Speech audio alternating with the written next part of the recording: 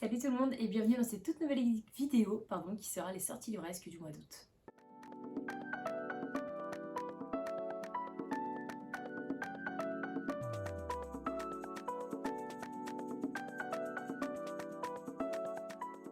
Et comme d'habitude, je vais commencer par les livres de poche et le premier s'intitule Elle, qui est écrit par Magali Englibert, et on va suivre une adolescente qui est un petit peu rebelle, qui va aller vivre chez sa tante dans un nouveau lycée du coup, et dans ce lycée elle a du mal à s'y faire, elle est un petit peu hors des cases, et un jour elle va tomber sur une salle de spectacle qui en fait avait pas mal d'anciens groupes de musique qui jouaient là-bas, et elle va décider en fait de relancer un petit peu cette salle de spectacle, et en plus de ça on va suivre un petit peu des romances qu'il peut avoir dans cet univers lycéen.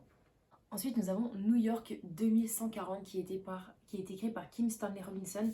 Et là, on est vraiment au niveau des élévations, des niveaux de mer dans New York justement. Et les rues, ça devient, la rue devient un canal. Et on a aussi un peu l'image des gratte-ciel qui deviennent des îles en fait qui ont été faites avec cette nature qui a tout détruit. Je n'en sais pas plus, mais c'est vrai que j'aime bien cet auteur. Enfin, du moins, j'aime bien ce qu'il propose. J'en ai jamais lu de roman de lui, mais à chaque fois qu'il sort un nouveau livre, vous pouvez être sûr que je le mets dans mes sorties livresques, donc à noter. Ensuite, un roman féministe cette fois, je me suis noté Rose Rage qui est écrit par Ilana Quentin. Je ne sais pas exactement de quoi on parle, je sais le sujet principal et ça me suffit pour le noter, surtout avec cette période actuelle. Notons un petit peu de féminisme. C'est tout pour les livres de poche, j'en ai noté très très peu, mais on va passer cette fois au livre grand format. Et le premier que je me suis noté, c'est The Prison Healer, qui est écrit par Lynette Noni. Et ici on est dans la fantasy young adulte et on parle d'épreuves et de prison, et voilà.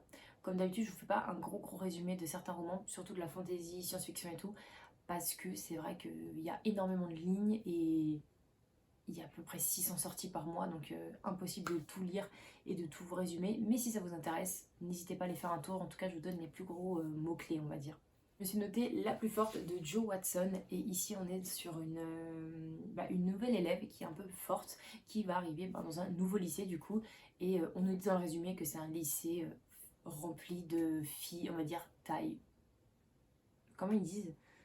De taille unique, voilà. Ce que je doute un petit peu, mais bon bref. Et voilà, elle va devoir s'y faire, elle va devoir essayer de s'intégrer, elle y arrive très peu. Et ici on va parler aussi de romance et de santé mentale, donc à noter pour cet été. Un roman un petit peu plus léger, on va dire, un petit thriller. J'ai l'impression que ça va être un genre de cosy mystery, mais je suis pas vraiment sûre. On va suivre Menteur parfait, qui est écrit par Alex Mirez. Et là, on est dans une université et c'est rempli de secrets. On va suivre également une romance, donc si ça vous intéresse, pourquoi pas. Ensuite, je me suis également noté Même pas peur, même pas mal de Aurélie Massé. Et là, nous suivons trois âmes écorchées qui vont faire un road trip ensemble. Je crois qu'il y a quelque chose en mode... il y a un personnage qui est en deuil. Il y a un autre personnage qui me semble a fui sa famille. Et l'autre, je sais plus exactement. Mais bon, bref, ils vont se retrouver les trois pour un road trip. Et voilà, affaire à suivre. Restez avec moi parce que je me suis noté quand même pas mal de grands formats. Et le prochain s'appelle Perfect on Paper. C'est écrit par Sophie Gonzalez. Et là, on va suivre une adolescente qui s'appelle Darcy, qui est, on va dire, spécialiste en romance et en relations amoureuses, mais la sienne, en tout cas, elle est un peu inexistante, on va dire. Et elle cache pas mal de secrets, notamment un genre de casier judiciaire qui va être, on va dire, pas mis en avant dans son nouveau lycée, mais dans le sens où, ces secrets peuvent se révéler d'un jour à l'autre. Et pour faire, on va dire, taire les personnes qui essayent de lui faire du chantage, elle va devoir, on va dire, coacher la nouvelle star ou la star de l'équipe de natation pour qu'il récupère son ex. Voilà, donc on va parler de romance et de secrets et c'est pas mal pour cet été. Ensuite, une autrice, ça fait super longtemps que je n'ai pas lu un livre d'elle, mais c'est Danielle Steele qui va sortir un nouveau roman qui s'appelle Scrupule, et ça me tente énormément puisqu'ici nous sommes dans un lycée et on va parler d'une enquête, d'une tragédie, surtout de viol, et ça me tente beaucoup. C'est des sujets qui m'intéressent énormément en littérature, surtout avec la plume de Danielle Steele qui met beaucoup en avant des sujets tabous, on va dire, mais qui arrive à les faire lire avec beaucoup de simplicité. Et ça j'aime beaucoup, donc je me suis notée. Un thriller, celui-ci, ça me dit quelque chose, j'ai l'impression de l'avoir noté l'année dernière ou dans des sorties livresques. Ça s'appelle Ferme bien ta porte et c'est écrit par Key Hale Slater et c'est un thriller psychologique. Et je crois que dans ce roman, c'est une femme qui va vivre avec sa fille on va dire, dans un nouvel immeuble parce que son mari vient de décéder et en fin de compte elle a plus du tout une thune et c'est un médecin qui va la voir en lui disant bah si vous voulez moi j'ai un bon plan, vous pouvez vivre dans cet immeuble, dans cette chambre là et tout. Elle va dire oh, bah super, c'est super gentil, sauf qu'elle va s'apercevoir qu'il y aura des intrusions chez elle ou quelque chose comme ça. Je n'ai pas relu le résumé quand je me suis notée, mais je suis persuadée à 4000% que je l'avais déjà noté en sortie livresque l'année dernière. Donc je sais pas si je me suis plantée et qu'il sort en poche ou pas. Mais bon bref, quoi qu'il arrive, c'est un thriller psychologique, donc foncez si ça vous intéresse. Allez, on va parler d'une nouvelle romance qui se passe dans un campus. Je me suis notée Strange Lover et c'est écrit par Rina B. Owen. Et je crois qu'on est sur une fille qui a un petit peu du mal à faire des relations, on va dire. Et elle a juste sa colocataire en guise d'amie. Et puis un jour, un garçon va un peu plus s'intéresser à elle, entre guillemets, enfin, pour une histoire de stylo apparemment. Il commence à l'engueuler dans un couloir pour une histoire de stylo. Mais voilà, peut-être que cette histoire va amener à une autre histoire un petit peu plus amoureuse, qui sait. Ensuite, j'ai noté Le Monde après nous de Kuman Alam. Et là, on va suivre deux familles qui ne se connaissent pas du tout, qui vont partir en week-end ensemble. Mais le week-end va très très mal se passer. Alors, je ne sais pas exactement dans quelles circonstances ils partent ensemble. Je ne sais pas si c'est en mode réservation qui a mal tourné et qui du coup ils se retrouvent dans le même truc de vacances ou pas. Mais pourquoi pas. Ensuite, alors ça du tout, je n'ai pas du tout noté le résumé. Je sais juste que c'est un feel good. Il s'agit de Mariage, Gossip et autres contrariétés, et c'est écrit par Cécile Chaumin. Un nouveau roman également de Clémentine Beauvais qui s'appelle Les Facétieuses. Et là, on est dans un mi-roman autobiographique et mi-roman magique. Et donc, affaire à suivre également pour celui-ci. Un roman que je me suis noté, il s'agit de Marche ta peine, qui est écrit par Marie von Rippert. Et ici, on parle de harcèlement scolaire. Et je n'ai pas lu du tout le résumé, j'ai juste lu le harcèlement scolaire et ça me suffit. J'aime rentrer dans des histoires avec ce genre de sujet sans forcément savoir de quoi l'histoire est faite.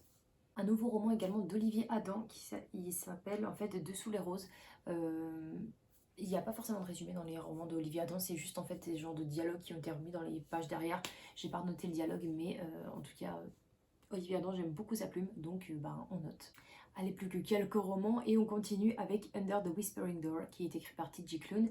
Et ici, on va parler de deuil et de paranormal, donc on y va. Surtout que l'un de ces romans, La mer au milieu... Non, comment ça s'appelle,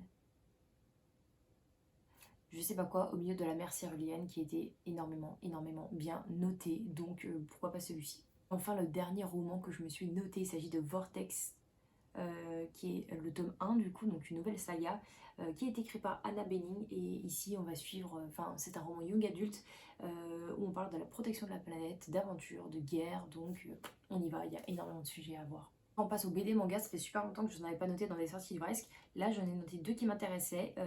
Le premier est une bande dessinée qui s'appelle Pareil ou presque, qui a été écrit et illustré par Marie-Claude Audet et Maëlys Garcia. Et c'est un livre sur la maladie enfantine, sur les différences. Et je crois qu'on va suivre donc deux cousins qui vont partir à l'école ensemble. Ils sont comme jumeaux, sauf que au fur et à mesure des jours, des semaines, tu t'aperçois qu'en fait il y a un petit décalage entre les deux. Je ne sais pas plus, mais ça me tente énormément et ça a l'air d'être un sujet assez super bien développé. Donc à suivre. Et enfin, le dernier que je me suis noté, c'est Mon mari dort dans le congélateur. Alors j'avoue, j'ai cliqué sur le titre parce que je me dis c'est quoi ce truc loufoque. Et donc c'est écrit par Misaki Yakuzi et Yaku Takara. Et donc c'est un manga où on va suivre en fait une femme battue qui à bout de force tue son mari. Elle l'enferme dans le congélateur et le lendemain, en se réveillant, son mari est là, il est présent. Elle se dit mais qu'est-ce qui se passe? Donc elle est vachement angoissée. Est-ce qu'elle l'a pas vraiment tué ou alors est-ce qu'elle a tué une mauvaise personne? En tout cas elle est sûre d'avoir enfermé quelqu'un dans le congélateur. Mais voilà, il est de nouveau devant elle et elle se dit mais est-ce que c'est moi qui délire ou pas? Donc ça me tente plutôt pas mal. Je sais pas si le sujet des violences conjugales va être vraiment approfondi ou pas. Mais en tout cas, ça m'intéresse de le lire. Donc, et le titre est tellement loufoque que why not? Et voilà pour les sorties livresques du mois d'août. J'espère que cette vidéo vous aura plu. N'hésitez pas à me dire lequel de ces romans vous fait le plus envie ou si vous avez noté une sortie qui vous intéressait énormément. Je vous souhaite de passer un très bon week-end. On se dit à la semaine prochaine pour une toute nouvelle vidéo. Et en attendant, prenez soin de vous. Ciao!